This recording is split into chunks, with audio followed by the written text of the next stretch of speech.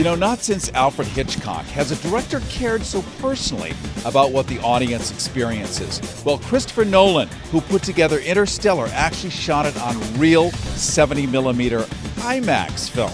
We're talking miles and miles of film costing millions, an art form almost long forgotten in today's world. But how does it work?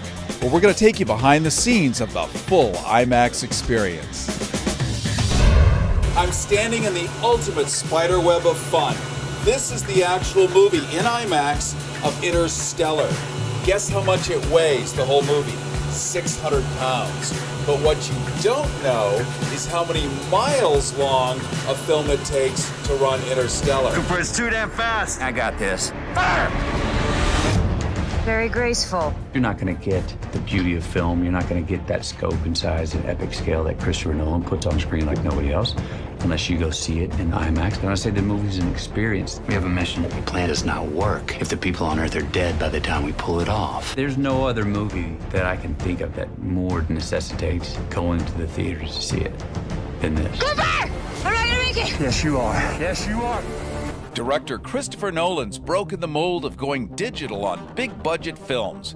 With Interstellar, we're treated to a high-end 70mm film print with IMAX that is pure time travel ecstasy for the sci-fi fan who wants to be ping-ponged by sound and sight in the ultimate IMAX theater experience. A lot of people will know IMAX has had a great partnership with NASA over the years, and they've actually taken the same cameras we were using, to shoot this film. They've actually gone up on the space missions and filmed real footage in low Earth orbit. So one of the first things I wanted to do for research was to view some original prints of the films that they've made. This is the same uber-smart Christopher Nolan who gave us Insomnia, Memento, Inception, and Batman Dark Knight Rises. Interstellar stars Matthew McConaughey, Anne Hathaway, John Lithgow, and Michael Caine, and we find ourselves in a future drought-stricken Earth, no longer able to sustain humanity.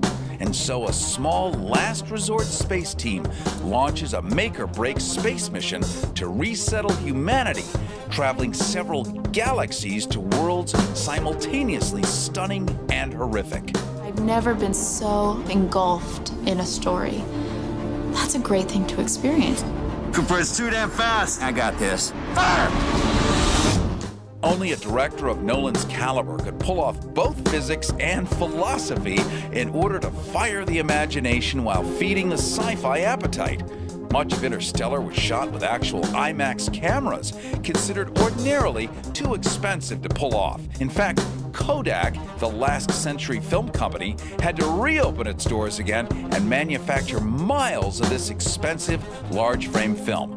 The camera department had to take a very experimental approach to the way we wanted to shoot the film with the IMAX cameras. We wanted to do a lot of handheld camera. We wanted to do a lot of camera mounts. We actually mounted on helmets. We mounted on spacesuits. We mounted on bodies. Really treating an IMAX camera like a GoPro camera. People said you could never handhold an IMAX camera. Well, he certainly proved that is a fallacy. In Hitchcock-like devotion to the fan, you and me in the audience, Christopher Nolan came to the TCL Chinese personally and hand-tweaked the multi-channel audio over a week's time. We had Christopher Nolan here almost, 5 times a week for several months, perfecting literally every single frame of his film, making sure that every sound that you hear, every frame that you see, the entire experience is exactly how he intended it. Concession stand employees were treated to daily visits by one of Hollywood's most coveted movie directors, whose goal was nothing less than projection perfection.